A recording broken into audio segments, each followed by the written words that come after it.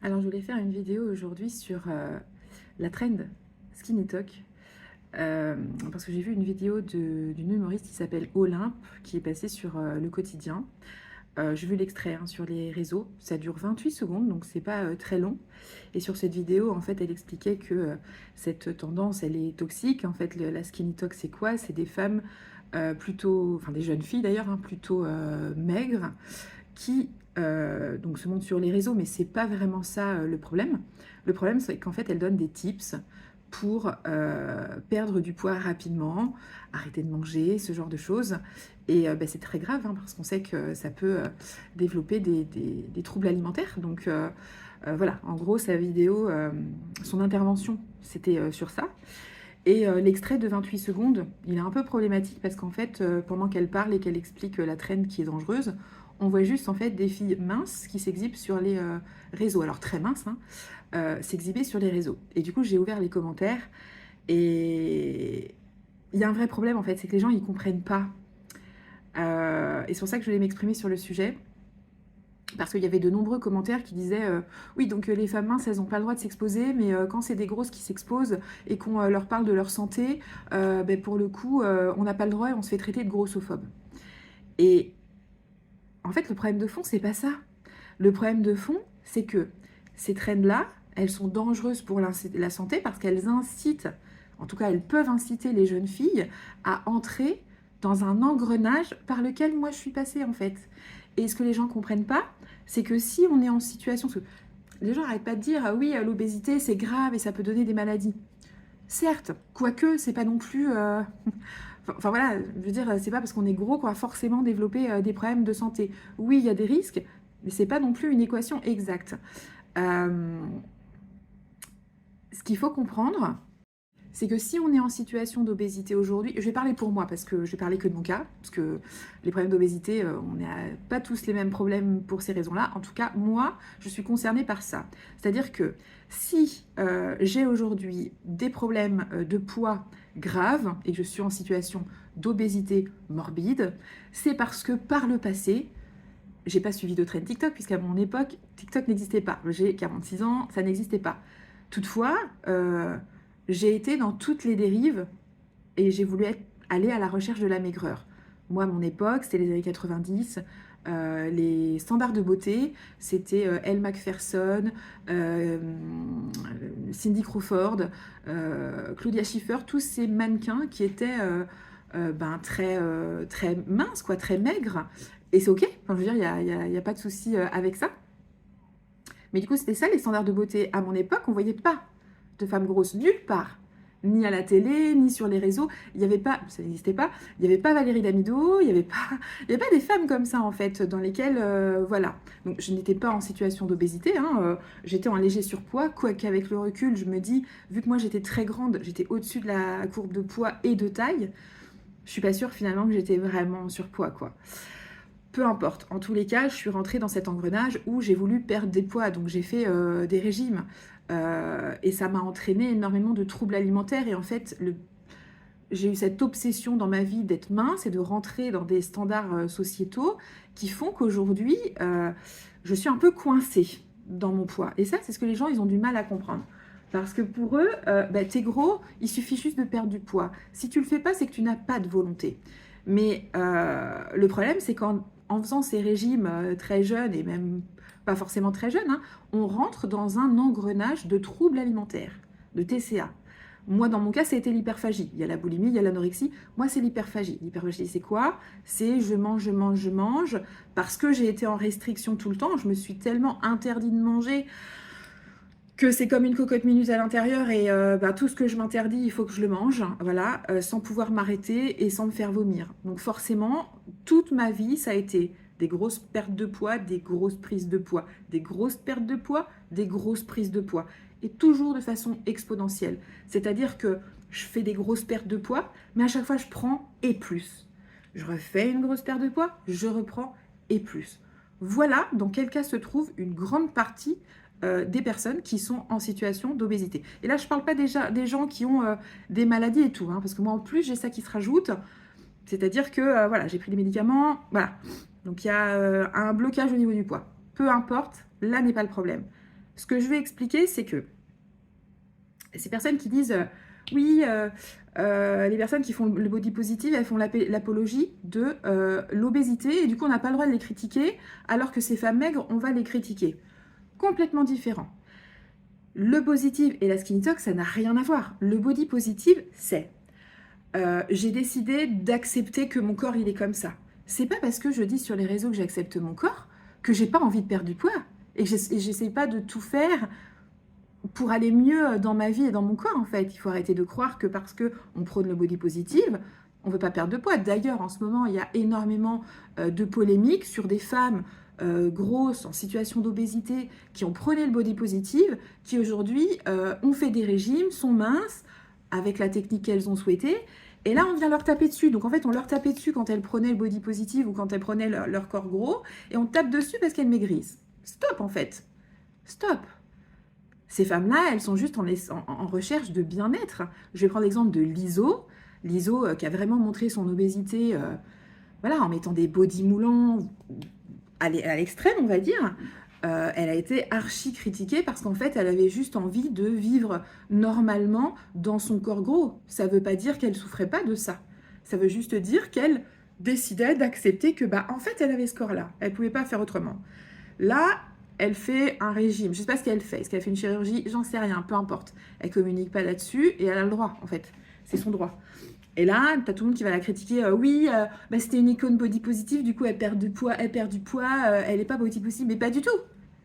Le body positive, c'est j'accepte mon corps comme il est, au moment où il est. Et le poids dans la vie, ça fluctue. Il y a tellement de paramètres qui rentrent en compte dans la prise et la perte de poids. La maladie, la dépression. Il y a tellement de choses qui font que notre poids, il fluctue indépendant, souvent de notre bonne volonté. Que voilà. Donc le body positive, il n'y a aucune volonté d'inciter des gens à faire quoi que ce soit. C'est juste une démarche personnelle de dire bah moi j'accepte mon corps comme il est, j'ai le droit de le montrer en fait même s'il est gros et même si ça vous dérange. La skinny talk, c'est je suis maigre et je vais vous montrer comment j'ai fait et je vais vous dire comment j'ai fait. Il faut voilà, vous enlevez toutes les protéines, tous les glucides, tous les machins, vous ne faites plus rien en fait. Et c'est ça qui est dangereux en fait, c'est parce que ça incite quelque part. Elles prennent pas l'acceptation d'elles-mêmes, hein, elles prennent le voilà, je vais vous expliquer comment j'ai changé. Et le problème, c'est que cette pratique d'enlever des corps d'aliments comme ça, il est dangereux pour la santé, surtout chez des personnes très jeunes. Et que TikTok est à la base un réseau social aimé par les jeunes. C'est ça le problème en fait. Donc les commentaires, ils ont rien à voir. Enfin, ils sont complètement à côté de la plaque. Et c'est un peu pénible, quoi. Ces gens qui disent oui, donc les gens maigres, ils n'ont pas le droit de se montrer. Mais bien sûr, il y a plein de gens maigres sur les réseaux qui se montrent et il n'y a personne qui vient leur dire ah là là, bah, faut pas prôner les corps maigres. Au contraire, et ça, c'est body positive. Parce que le body positive, c'est pas que pour les gros, hein. C'est aussi pour les minces. Le body positive, c'est j'accepte mon corps comme il est. Tout le monde peut le faire, tout le monde. Tout le monde. Une jambe en moins, un bras en moins, gros, maigre, tout le monde. Le body positive, c'est ça. Et c'est ça que les gens n'ont pas compris. Les gens pensent que le body positive, c'est s'accepter comme on est et se laisser aller. Mais pas du tout. Il n'y a pas un gros qui se laisse aller, en fait. Et c'est le problème. C'est parce qu'en fait, on a cette extrême vigilance sur notre poids que ça devient un problème. Moi, si aujourd'hui je suis un peu plus apaisée avec mes troubles alimentaires, c'est parce que justement, j'ai arrêté ça. D'ailleurs, je voudrais aussi expliquer ça. Parce que quand on est atteint de troubles alimentaires, le problème c'est que, donc moi j'ai suivi plusieurs thérapies hein, pour guérir, entre guillemets, des troubles alimentaires. Et le problème, si vous voulez, c'est que on apaise sa relation à la nourriture. En gros, c'est ça. Parce que ces crises de compulsion, elles sont problématiques, elles engendrent des prises de poids. Donc en ça, on travaille pour apaiser les troubles alimentaires. Une fois que les troubles alimentaires sont apaisés, que l'alimentation aussi est régulée, parce que moi j'en étais venue à faire plus qu'un repas par jour pour limiter la calorie, j'écoutais pas du tout mes sensations de faim, sensations de satiété, etc. Et donc, une fois que tout a été régulé, que j'ai fait mes 3 repas par jour, que c'est un peu apaisé, que j'arrive à inclure des légumes, parce que j'ai eu beaucoup de problèmes avec les légumes pendant longtemps, voilà, c'est apaisé. À un moment donné, j'ai dit, bon, maintenant, je veux perdre du poids. Comment on fait? Et là, le diététicien, il est clair, quoi. C'est, en fait, faire une restriction calorique, c'est risqué, de retourner dans des crises hyperphagiques. Donc on fait comment? On fait comment? Et c'est ça que les gens ne comprennent pas quand ils voient des gros en disant « Ouais, mais du coup, c'est dangereux pour la santé. » Oui, bien sûr. Évidemment qu'on a envie d'avoir moins de poids. Enfin, moi, ça me fait pas sourire de monter mes 3 étages sans ascenseur tous les jours en portant 60 kilos sur mon corps. Hein. Ça me fait pas du tout plaisir. C'est même hyper compliqué, c'est dur. Mais bon, j'ai pas de solution.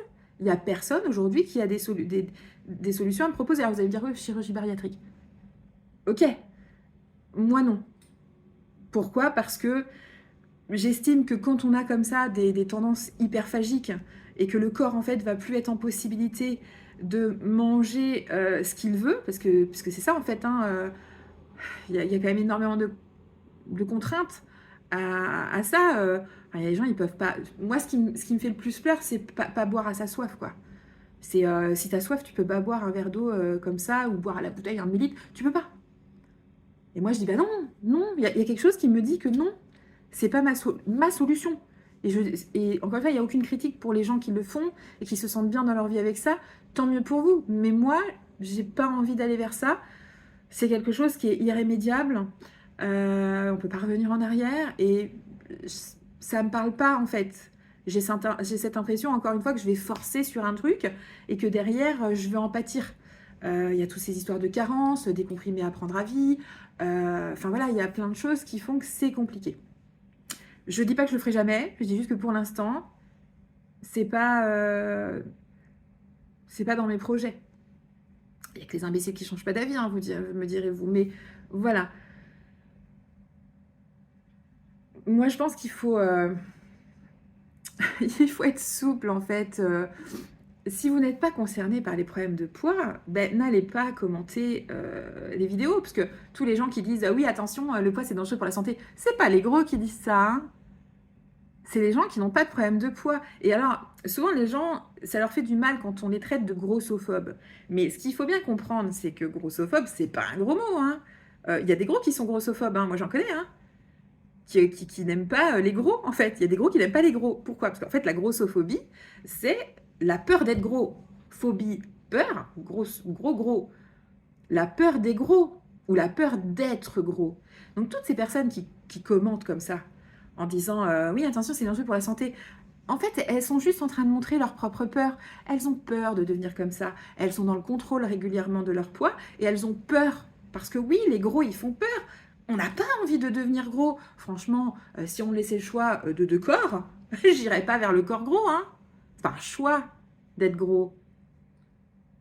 Mais en même temps, on est un peu enfermé dans notre truc, quoi. C'est hyper compliqué. Moi, ça fait 46 ans que je cherche des solutions. 46 ans, j'exagère. Allez, on va dire que vers 20 ans, j'ai commencé vraiment à me dire bon, il faut que je trouve des solutions, qu'est-ce que je vais faire? Mon premier régime, je l'ai commencé à 14 ans. Donc oui, toute ma vie a été orientée en me disant il faut que je solutionne ce problème, quoi. Et je me rends compte que c'est multifactoriel. C'est pas qu'une question de juste j'ai du mal à perdre du poids. Allez pas dire j'ai pas de volonté, c'est pas ça en fait. Et c'est le problème en fait, c'est qu'on culpabilise souvent les gros en disant oui, mais du coup tu fais rien pour changer. Franchement, je connais pas un gros qui a jamais fait de régime dans sa vie. Je connais pas un gros qui a jamais été voir des spécialistes pour essayer de perdre du poids en fait. Enfin, je veux dire, moi j'en connais beaucoup hein, des gros et quand on discute entre nous, on parle pas de ah, c'est génial. Hier je suis restée dans mon canapé à bouffer toute la journée. Non, pas du tout. Pas du tout. Au contraire, ça va être putain. Hier j'ai encore bouffé comme une vache. Je comprends pas pourquoi. J'arrive pas à m'arrêter. Ben ouais, c'est un trouble alimentaire. D'ailleurs, si tu te sens concerné, consulte un diététicien spécialisé dans les troubles alimentaires.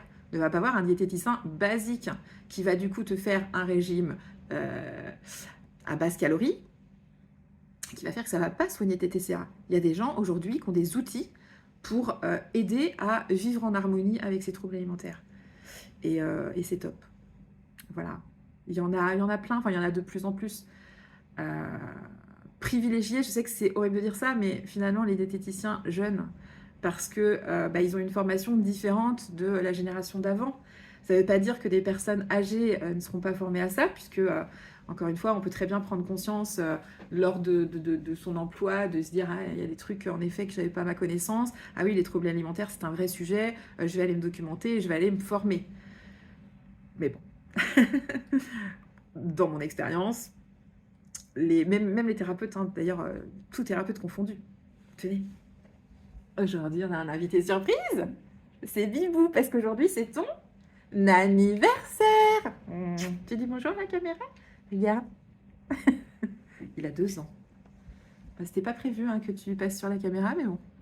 Il est venu. Il avait envie d'être la star de la journée, très certainement.